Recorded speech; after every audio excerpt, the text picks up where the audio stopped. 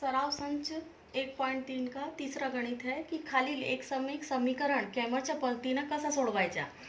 एक सामायिक समीकरण मतलब यहाँ दो चल दिए हुए हैं, एक x और एक y, और इनके ऊपर घात कितनी दी हुई है, एक, जो अपन को दिखाई नहीं दे रही है। एक सामायिक समीकरण, इसको सॉल्व करने की कौन सी पद्धति, कैमर पद्धति है। इसमें यहाँ पे अपन को दो समीकरण दिए हुए हैं, अपन को इसके एक सामायिक समीकरण के सामान्य रूप से तुलना करना है। तो इसके लिए अपन को a1x प्लस b1y फिर बराबर का चिन्ह c1, फिर ऐसे ही एक दूसरा समीकरण लिखना है a2x प्लस b2y बराबर c2 से तुलना करूँ।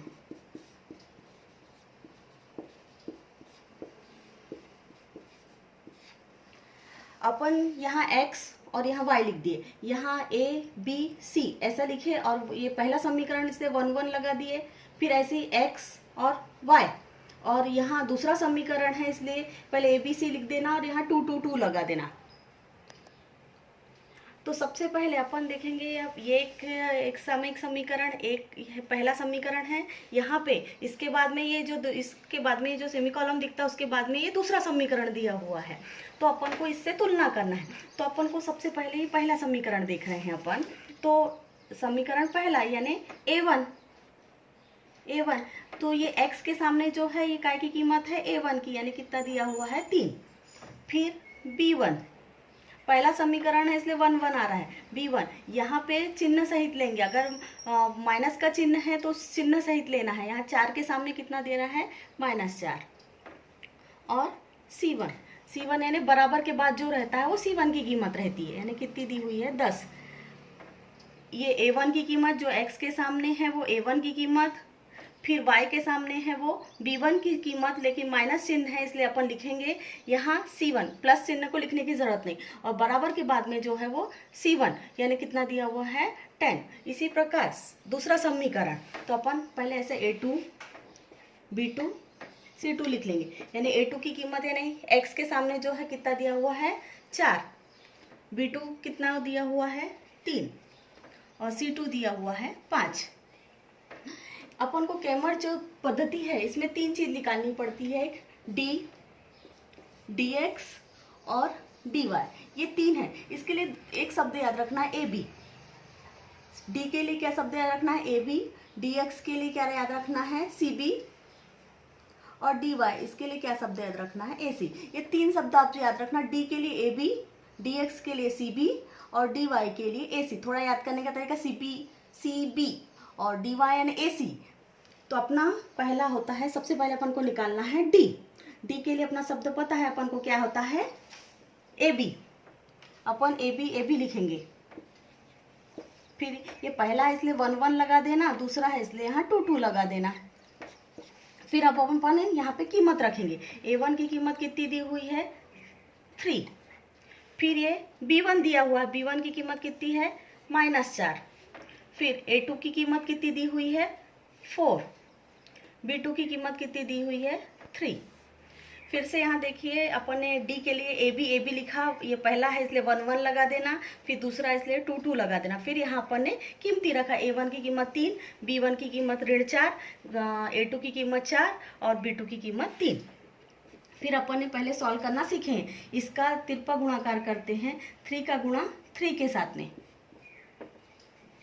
फिर मैंने बताया था इससे पहले वाले इसमें कि हमेशा क्या रहता है ऋण चिन्ह रहता है। फिर 4 का गुणा किसके साथ करना है, फिर ऐसा क्रॉस मल्टीप्लिकेशन होता है। 4 का गुणा, ये ऋणात्मक संख्या है इसलिए अपन इसको ब्रैकेट में लिखेंगे, 3 3 9।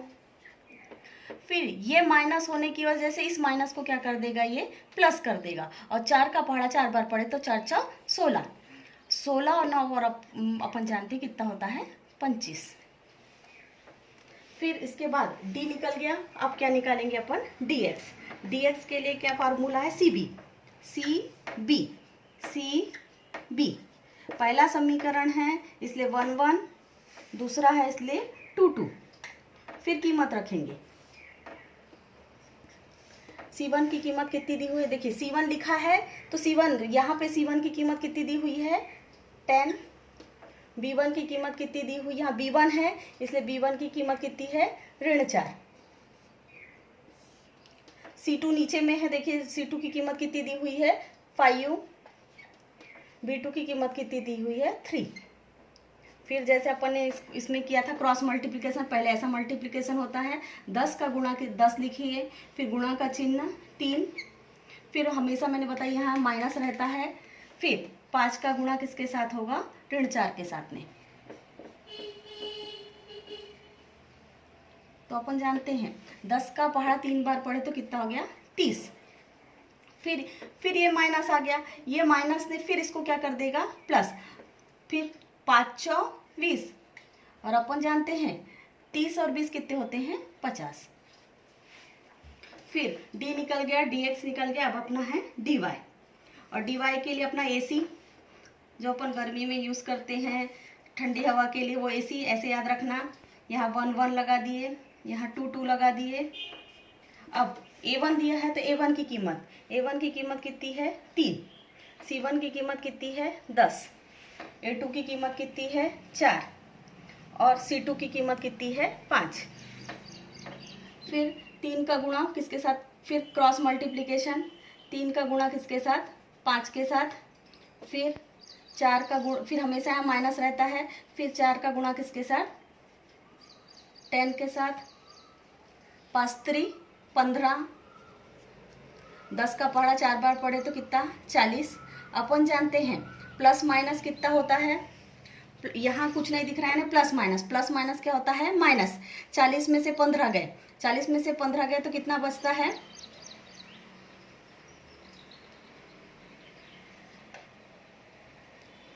25। बड़ी संख्या के सामने ऋण है तो ऋण। अब अपन ने d निकल गया, dx निकल गया, dy निकल गया। अब मेन है कैमर्चा पद्धति के अनुसार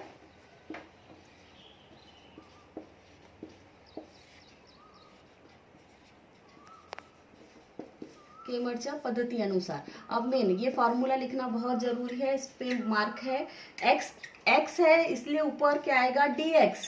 अपन ने क्यों लिखा मेन इसके लिए अपन ने ये सब किया, तो x निकालना है तो फार्मूला क्या है dx और d हमेशा नीचे रहेगा। और उसी प्रकार y निकालना है तो फार्मूला क्या रहेगा, y है इसलिए dy और नीचे हमेशा क्या रहेगा d। अब अपन यहाँ पे कीमत रखेंगे, dx की कीमत कितनी आई हुई है 50 आई हुई है, d की कीमत कितनी आई हुई है 25 आई हुई है,